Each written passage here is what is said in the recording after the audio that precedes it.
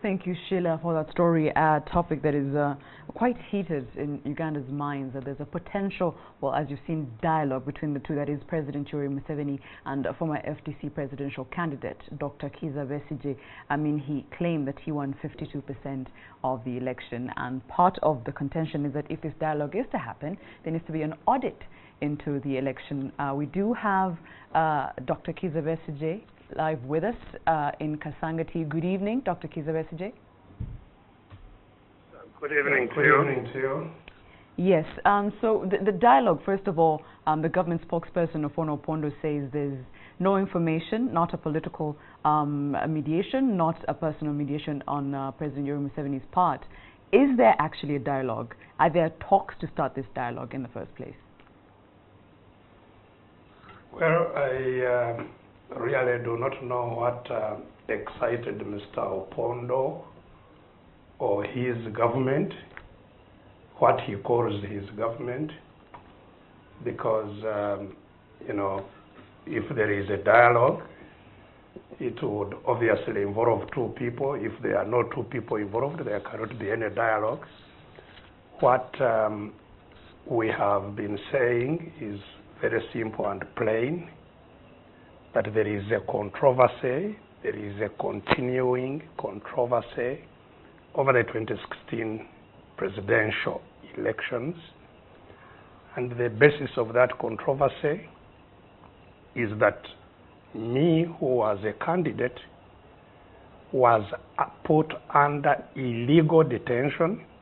The illegality of the detention is not in contention, because I have a court judgment which categorically states that from the 19th of February I was under illegal detention, actually also detained in a place not authorized by law. And it is my right as a candidate to challenge any outcome of the election as announced by an electoral commission. The electoral commission is not the final, do not have the final say on the election. So I must have the constitutional right, I must have the ability to exercise that right to challenge the outcome of the election, which I clearly didn't.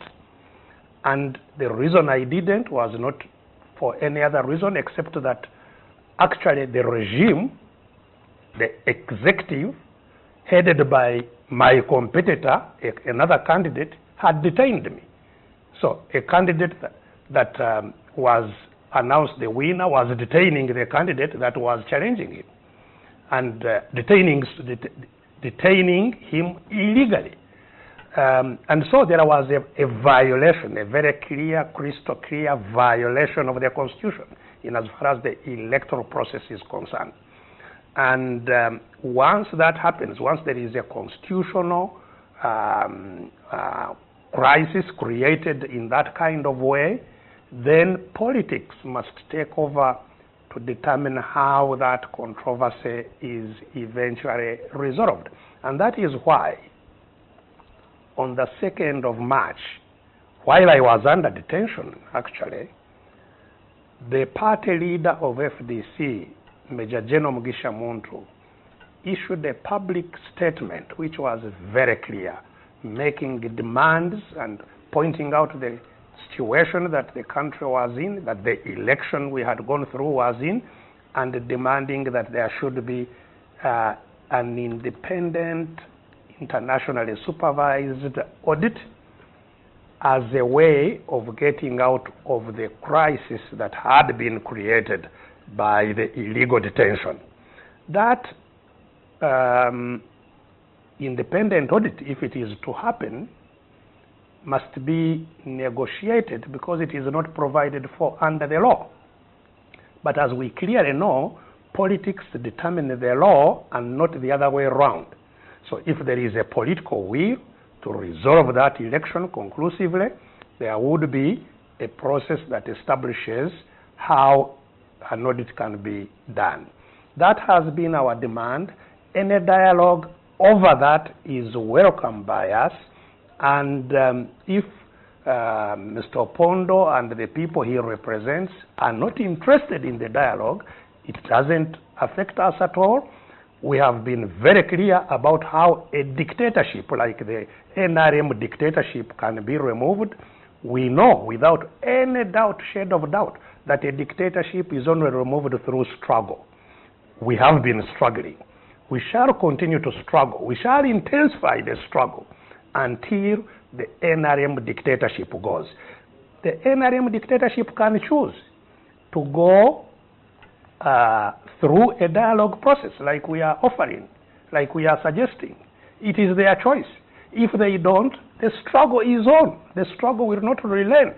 We shall struggle until Uganda is free, until we regain control of our country as a people, until the resources of this country are in the hands and applied for the benefit of all Ugandans. That is a struggle that is on. That is a struggle that is not going to relent until it happens. Now, those who choose to ridicule the struggle can do so. It will not be the first time that a struggle of this kind is ridiculed. When Mr. Museveni and all of us who were with him at that time were in the bush, we were ridiculed. People used to call us bandits and say, these bandits have no chance of taking over power. I am not surprised that there are people of Opondo's ilk who indeed are still bent on that kind of approach, putting their heads down in the sand, failing to realize that there is a deep crisis in the country, that this 31-year dictatorship is now faced with a situation of hunger, which is why I was in Katafi the other day with our colleagues, trying to save Ugandans, that we have a crisis in a country after 31 years, that the economy is in trouble. And I heard Mr. Opondo say the economy is not in trouble. Today there is a debate in Parliament. There is a report in Parliament saying that the economy is definitely in trouble. So those who choose to put their heads in the sand are free to do so. I am not, none of us is, dying to have any dialogue with anybody, least of all Mr. Museveni. Dr. Kizza Besigye, we've heard your points. As you said, the dialogue is between the two people. I'm actually concerned, and many were commenting, that really is Uganda just the two people? That's one. And also the illegal detaining you've discussed, and we know that you're taking the legal parameters to address that. But can we talk about an audit? You want an audit into the election, then what? Should they find that the results were in your favor, then what? You've talked about the struggle that will relent, but what do you anticipate should you get the results? That is why there is need to have a conversation of what then follows the audit. Once the audit is not disputed that there is a political need for it, we can then have a conversation of how then do we manage the outcome of such an audit.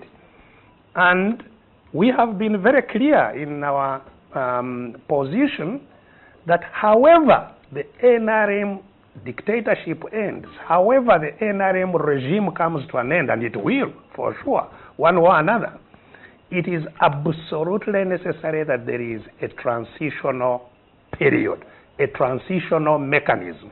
You cannot jump from a dictatorship, an established, entrenched dictatorship, where all institutions are controlled and managed by the dictator or the dictatorship, to a free democratic dispensation. There will be need for a transition. And we should talk about this transparently, openly, about how to manage a transition. We've said that the transition will be necessary especially for reasons.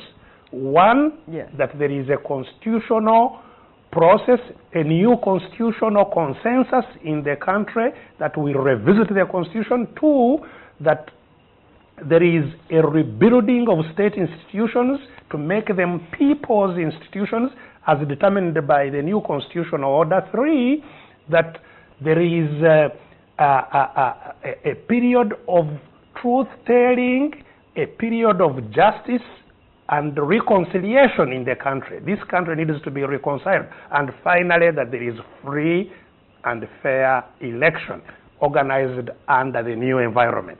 That is all these are matters which will have to happen in this country, regardless of how NRM eventually exits. But we can, as mature people, we can discuss how this is managed with as less pain as possible for the country. Thank you so much, Dr. Kizza Besigye. As we wind up, perhaps briefly for you to comment on yesterday's news that we saw in Katakwi, as you and the party president were blocked from taking food relief. Just your comments as we wind up. Well, it was very unfortunate, obviously, not unusual.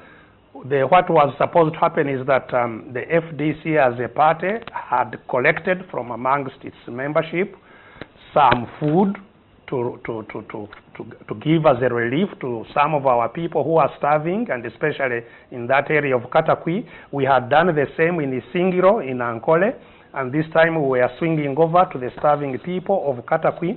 The process was that we would give this food to an NGO called Citizens Relief Initiative, which is headed by bishops, retired bishops, and these then would go ahead and distribute it to those suffering people. So the function that was supposed to take place was simply for the FDC to hand over the food to the bishops, and the bishops to go ahead and distribute it. Unfortunately, when we went to Toroma, where this was supposed to take place, again, the notorious policemen were there and immediately started unleashing violence and brutality onto the poor citizens that had gathered to take advantage of this relief food. And so eventually many were injured. We left some who had been taken to Katakwi Health Center. 4 others were admitted at Toroma at the health center, whom we also left, crying in pain. This is really very unfortunate. This was something notified. It was something very, and unfortunately, the people there put a tribal angle on it, because the regional police commander there and the RDC who were in charge of the operation were both named Tumwesije, the RDC and the regional police commander. And people were asking, because the policeman, of course, had his name Tumwesije written on his uniform. People were asking, these people took food to Isingiro. You didn't stop them. When they took food to your people, you Tumwesijes. Now they are bringing food to the people of Teso. You are saying that people cannot have food. Is there a tribal thing here? Why are you Tumwesijes stopping food being distributed? Thank here? You so much. So all these things are completely unnecessary. Yes. Thank you so much for your time. Thank you. Have a good evening. You too. That is Dr. Kizza Besigye live in Kasangati talking to us about, among other things, the dialogue between him and the President Yoweri Museveni, saying that there will be, well, should the dialogue go on, it's hell-bent on having an audit into the elections of 2016, rebuilding the nation, among other things, and a necessity for a transitional period.